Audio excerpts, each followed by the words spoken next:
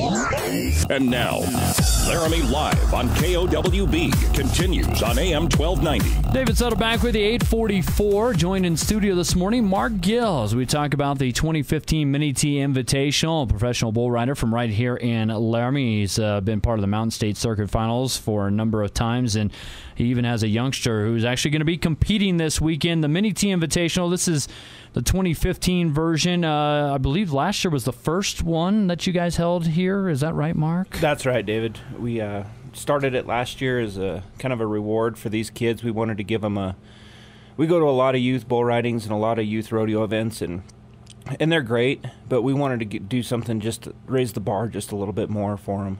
And as you and I were talking yesterday, this is a little bit of a different, as you termed it, kind of not your average kids rodeo that people might be expecting. You do have to receive an invitational, and it sounds like a little bit better brand of bull riding, even though these are still younger age kids. It is. We brought in 18 of the best miniature bull riders, and when I say miniature, I don't mean calf riders or steer riders. They're riding miniature bulls.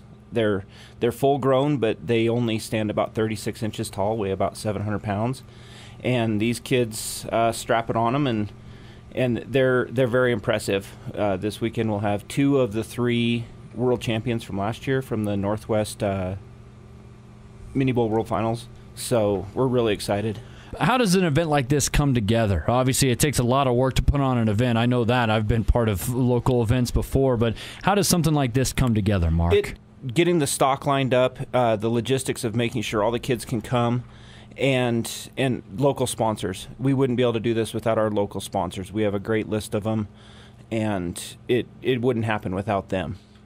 You mentioned 2 of the 3. One of those happens to be your son, Tryon, who was World Finals champ in the Pee Wee division. What are the division levels when you look at the World Finals? So the Pee Wees are from 5 to 8. Okay. There aren't a lot of 5-year-olds that end up at the World Finals, but and then the next division up is 9, 10, and 11-year-olds, and then 12, 13, 14. We'll round out the seniors. And you got individuals coming. This is an invite only, so you really reached out, I'm guessing, trying to pick some of the best, basically. We did, and we contacted kids from Montana, Idaho, Utah, Wyoming, Colorado, Nebraska.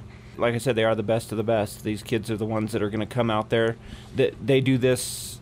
They have a lot of pride in their riding. They take it very serious. And you'll see some cowboys come out there and conduct themselves very professionally for the age that they are. It's very impressive. Yeah, and as you said, more of a real show, kind of treating them like rock stars, more or less. It is. We do a great intro that I've never seen done at a kids' deal. Okay. The public, I don't want to give too much away, but they won't want to miss it. Stock, mention where the stock's coming from, because you mentioned kind of age-appropriate bulls. Give the listening audience maybe kind of a comparison with the bulls you were talking about earlier versus what they see at maybe a regular rodeo or the Mr. T that we'll see in the summertime. Right. Our bulls are provided by Howell Rodeo Bulls. It's Tim and Joanne O'Neill out of Mill Creek up by Lander, and they really pride themselves on bringing age-appropriate stock. Tim hand-picks the bulls that come, so that 8-year-olds are getting on bulls that 8-year-olds should be getting on. 10-year-olds are getting on bulls that 10-year-olds should be getting on. He doesn't just run them in and you take your chances. I mean, they still draw. It's a legitimate draw. Okay. But he really does become very conscientious on what he brings. He wants to raise bull riders the right way and not just get his bulls bucked. And again, it's 7 o'clock this Saturday. There is free admission, but a little kicker with the free admission.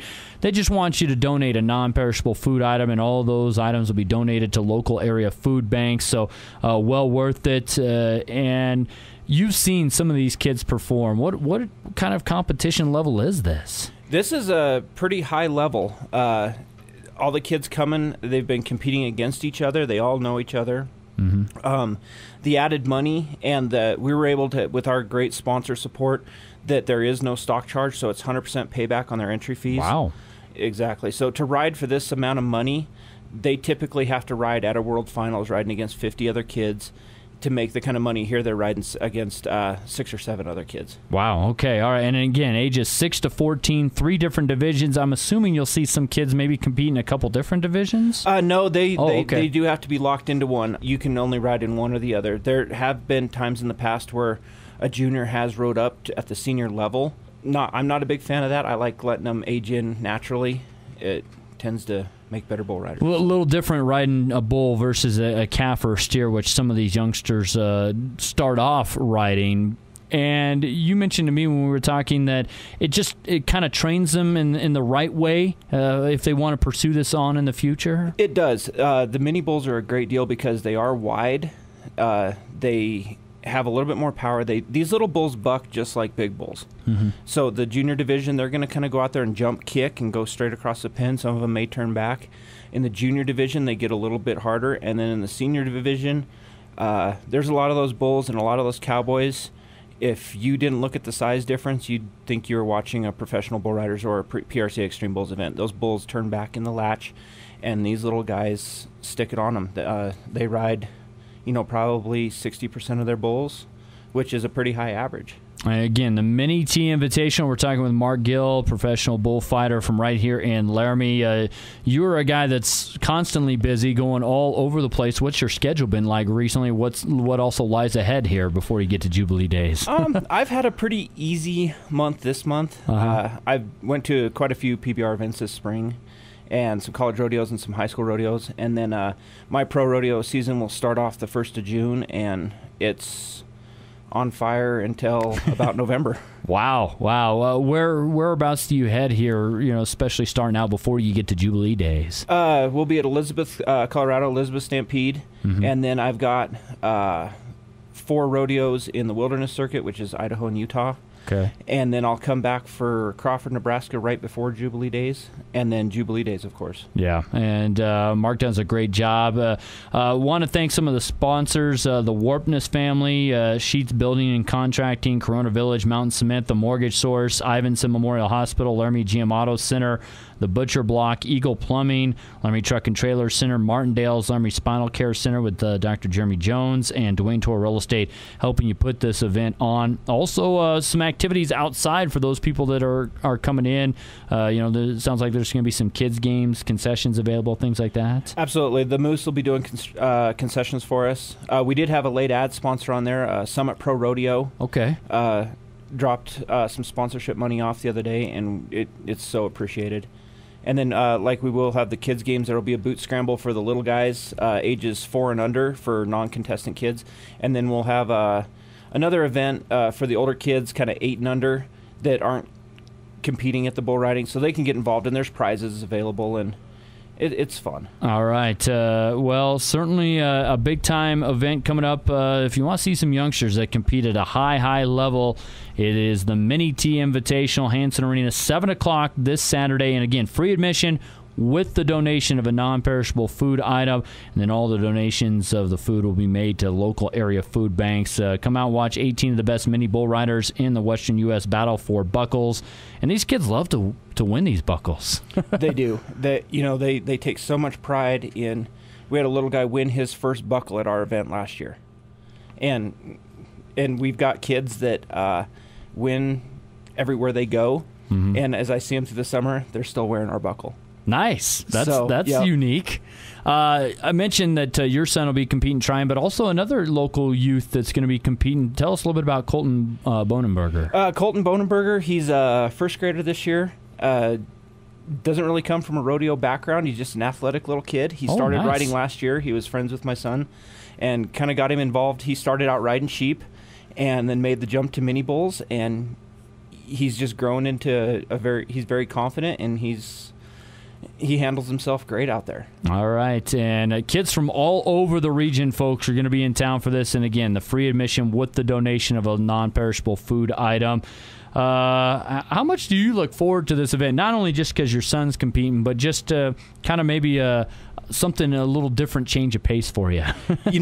I've had a really good opportunity through my career. I've gotten to work with Jerome Robinson and Tommy Joe Lucia, who are some of the greatest rodeo producers out there, producing with PBRs and the NFR. They've been involved with that, as well as Toughest Cowboy and World's Toughest Rodeo. And I've gotten the inside scoop on a lot of that production stuff. So I get to carry it in a smaller scale, with these kids' deals, but get some production value and let them let them experience and keep them hooked. These kids have a lot of outside competition with video games and, making poor life choices, stuff like that. You don't see a lot of that in the rodeo community. They're very dedicated kids, and we just want to reward them. That's why we keep this an invitational.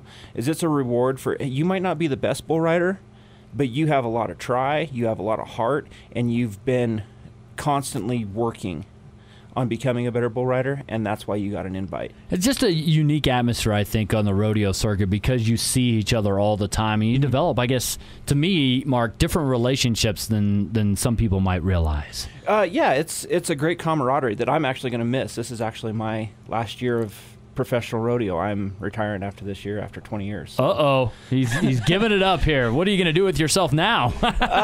Concentrate on school. There you go. All right. Well, Mark, again, best of luck to you with the Mini T Invitational. Thanks for coming on the show and kind of sharing all the information with us this morning. Absolutely. We just want everybody to come out.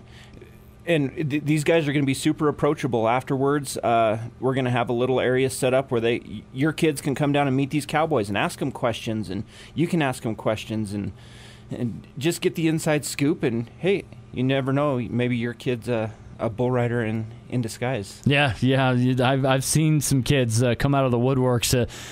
You just never know what might interest your youngsters. So I encourage you to go out there. Again, thanks, Mark, for stopping by. Thanks for having us, David.